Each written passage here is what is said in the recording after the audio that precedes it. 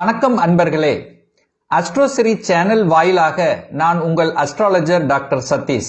கன்னிராசி அன்பர்களே, இந்த ஜூலை மாதம் என்ன பலன் எப்படி இருக்கும் அப்படின்னு பார்க்கும் பொழுது உங்க ராசிநாதனான புதன் பகவான் 11ஆம் இடத்தில் இருக்கிறது ஒரு நல்ல தன்மை, லாபஸ்தானத்தில் இருக்கிறது ஒரு நல்ல லாபத்தையும் லாபத்தை பற்றிய சிந்தனை உணர்வுகள் இதெல்லாத்தையும் கொடுக்கும் நல்ல தன்மை தான்.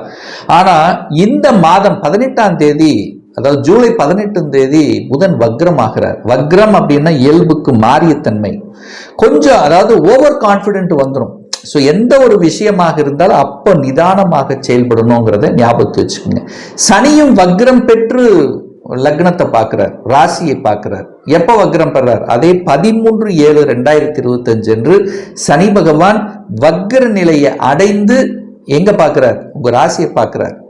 அப்போ சனி என்னாலே நிதானம் பொறுமை அப்படின்னு சொல்லுவோம். ஆனா இப்ப வக்ரமாகும் போது நிதானம் இல்லாத தன்மையை கொடுக்கும், பொறுமை இல்லாத தன்மையை கொடுக்கும். ஓவர் கான்பிடன்ட் வச்சு எதையாவது ஒன்று செஞ்சு ஒரு குழப்பமான தன்மையை ஏற்படுத்திவிடும். இதுக்கு நீங்க கொஞ்சம் எச்சரிக்கையாக இருக்கணும் அப்படிங்கிறதா இந்த இடத்துல நான் சொல்றேன். அதாவது இந்த மாதத்தினுடைய பிற்பகுதி, அதாவது 15ஆம் தேதிக்கு அப்புறம் கொஞ்சம் எந்த ஒரு விஷயம் செய்தாலும் கொஞ்சம் யோசிக்கணும், நிதானமாக செயல்படணுங்கிறத ஆழமாக மனதில் பதிய வைத்துக் கொள்ளுங்கள் இந்த கன்னிராசி அன்பர்கள்.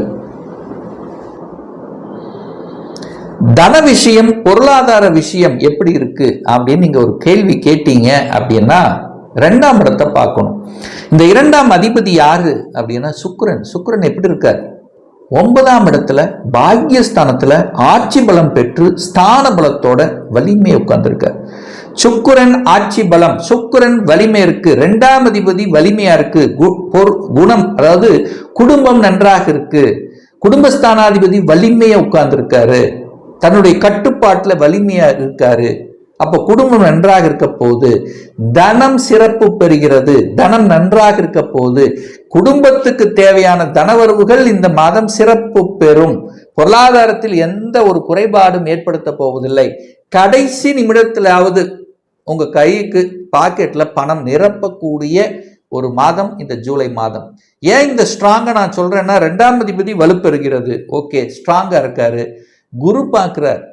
குருங்கிறது தனக்காரகன், காரக கிரகமான குருவும் 2ஆம் இடத்தை பார்க்குது. அப்போ பொருளாதாரத்தை உயர்த்தி கொள்வதற்குண்டான அத்தனை அம்சங்களும் உங்க முன்னாடி கண் முன்னாடி தென்படும். அதை கெட்டியாக பிடித்து கொள்ளுங்கள். அதற்கான உங்க முயற்சிகள், பொருளாதாரத்தை வளர்த்துவதற்கான முயற்சிகள், அதற்குண்டான ஸ்ட்ராட்டஜி பிளான் வகுப்பது, அதற்குண்டான அந்த தன்மைகளை எல்லாம் விரிவாக்கம் செய்வது, இதெல்லாம் தானா அப்படியே செட் ஆகும், இயல்பாகவே உங்களுக்கு வந்து சேரும். குடும்பத்தில் ஒன்றிணைப்பதற்கான ஒரு அற்புதமான ஒரு காலகட்டம். ஏற்கனவே குடும்பத்தை விட்டு பிரிந்தவர்கள் அல்லது கொஞ்சம் பிரிஞ்சு கருத்து வேறுபாடோட இருப்பவர்களுக்கெல்லாம் இது ஒன்றிணைக்கக்கூடிய ஒரு காலகட்டம் இந்த கன்னிராசி என்பர்கள். அப்ப நல்லா இருக்க போறீங்க, புரிந்து கொள்ள போறீர்கள்.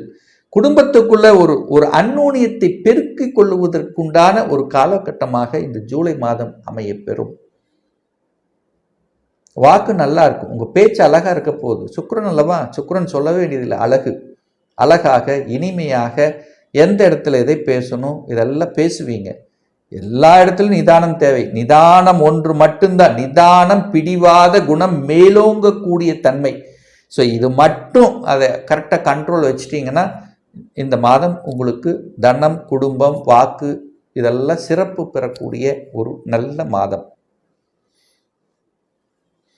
4ஆம் அதிபதி, அதாவது சுகத்தை கொடுக்கக்கூடிய தாயை ஸ்தானத்தின் அதிபதியான அந்த குரு பகவான் 10ஆம் இடத்தில் அமர்ந்து கொண்டு தாய் ஸ்தானத்தை பார்க்கிறார். அப்ப 4ல் ஒரு உயிர் காரகத்துவம் அப்படின்னு தாய் நன்றாக இருக்க போகுது. தாயை பற்றிய சிந்தனை உணர்வுகள் உங்க மனசுல தோன்றிக்கொண்டே இருக்கும். தாயை விட்டு நீங்க நெடுதூரமாக இருந்தாலும் தாயோட அந்த ஒரு உறவுங்கிறது ஒரு நல்ல ஒரு பேணி காக்கக்கூடிய தன்மை. தாயை பற்றிய கவனிப்பு, தாயை பற்றிய எண்ண ஓட்டங்கள் சிறப்பு பெறும். தாயினுடைய சொத்துக்கள், தாய் வர்க்கம் ரீதியாக இருந்து வந்த அந்த சில பிரச்சனைகள் எல்லாம் சரி செய்வதற்குண்டான ஒரு காலகட்டம். சூரியன் அங்கு பார்க்கிறார். அப்போ சூரியனும் பார்க்குது, குருவும் பார்க்கிறார். அப்போ இந்த 2 கிரகங்கள் ஒன்றாக பார்த்து கொண்டு 4ஆம் இடத்தை வலுப்படுத்துறதுனால 4ஆம் இடத்தை நீங்கள் வலுப்படுத்துவதற்குண்டான ஒரு காரணமாக இந்த ஜூலை மாதம் அமையப்பெறும். 4ல் என்ன இருக்குது? தாயை பற்றிய சிந்தனைகள், அது ஓகே. வீட்டை குறிக்கக்கூடிய இடம், அப்போ வீடு வாங்குவீங்க, என்ன ஓட்டங்களை தரும். சுக்கிரன் வலுவாக இருக்கார், வீட்டு காரகிரகம் வலுவாக இருக்குது, 4ஆம் இடம் வலுப்படுத்தப்படுகிறது குருவின் பார்வையால்.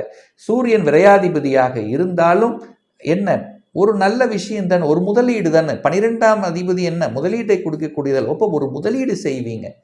வீட்டை வாங்கலாம், அல்லது இடத்த வாங்கலாம், அல்லது விவசாய நிலம் வாங்கலாம். ஸோ இந்த மாதிரி எதை வாங்கினாலும் வாங்குவதற்குண்டான ஒரு மாதமாக அமையும் இந்த கன்னிராசி அன்பர்களுக்கு. 4ஆம் இடம்ங்கிறதுல படிப்பை கொடுக்கக்கூடிய இடம், படிப்பு அங்கதான் இருக்கு. அப்போ படிப்பு நல்லா இருக்க போகுது. குரு நல்லா இருக்கார், புதனும் 11ஆம் இடத்துல இருக்கு. அப்புறம் என்ன, படிப்பு சார்ந்த விஷயங்கள் சிறப்பு பெறும். நல்ல மார்க் வாங்கணுங்கிற எண்ணங்களை கொடுக்கும். ஏற்கனவே +2 முடித்தவங்க நல்ல கோர்ஸில் போய் ஜாயின் பண்ணக்கூடிய அமைப்புகளை உருவாக்கும். அப்போ கன்னிக்கு படிப்பு சார்ந்த விஷயங்கள் சிறப்பு பெறும். ஃபைனல் இயர் இருக்கீங்க, படித்து முடிச்சிடுறீங்க, வேலை வாய்ப்பு கிடைக்கும். அதன் மூலம் வேலை வாய்ப்பு போய் சந்தோஷப்படுத்தக்கூடிய அமைப்புகள். அப்போது நல்லா இருக்குது.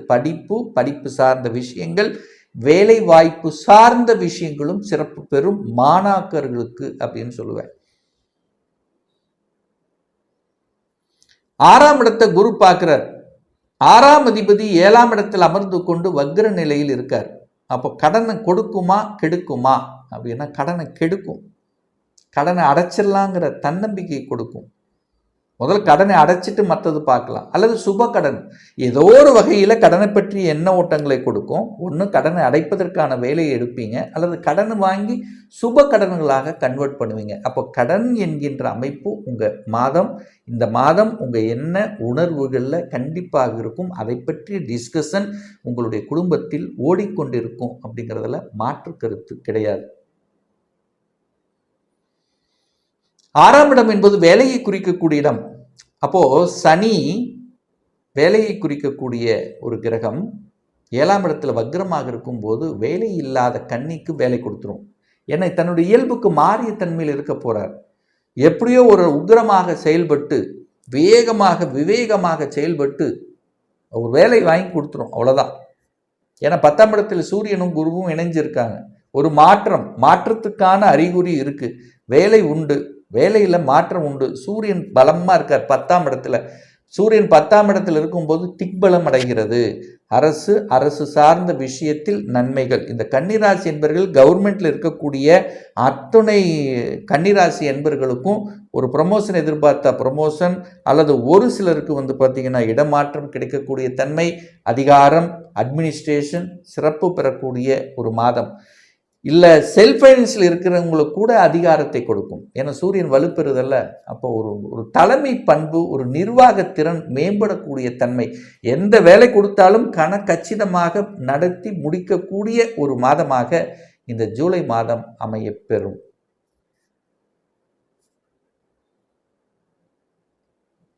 தகப்பன் சார்ந்த விஷயங்கள் சூப்பராக இருக்க போகுது. 9ஆம் பாக்கியாதிபதி வலிமை பெறுது. தந்தை ஸ்தானம் 9ஆம் இடம், தந்தை நன்றாக இருக்க போகிறார். தந்தை காரக கிரகம் சூரியன் 10ல் திக்பலத்தோடு இருக்கு. இந்த மாதம் 11ஆம் இடத்துக்கு போய் சேர்றார். அப்போ தந்தையால 9, 10 தந்தையால சூப்பரா இருக்க போகுதுன்னு அர்த்தம்.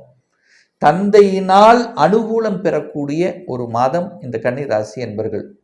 தந்தையின் சொத்துக்கள், தந்தையின் தொழில்கள், அரசியல்வாதிகள், அந்த சூரியனுடைய காரகத்துவத்தில் இருக்கக்கூடிய அத்துணை பேர்களுக்கும் ஒளி சம்பந்தப்பட்ட, மின்சாரம் சம்பந்தப்பட்ட, அரசு சம்பந்தப்பட்ட, அப்புறம் அந்த மாதிரி, அதாவது உயர்வு. சூரியன் என்னாலே சுற்றி வரும், எல்லா இடத்துலையும் போய் சுற்றி வரும். அப்போ நீங்க எல்லா இடத்துலையும் சுற்றி வரக்கூடிய கௌரவத்தை கொடுக்கக்கூடிய, சூரியன்னா கௌரவம், அந்த கௌரவத்தை கொடுக்கக்கூடிய ஒரு நல்ல மாதம் தான் இந்த கன்னிராசி அன்பர்களுக்கு.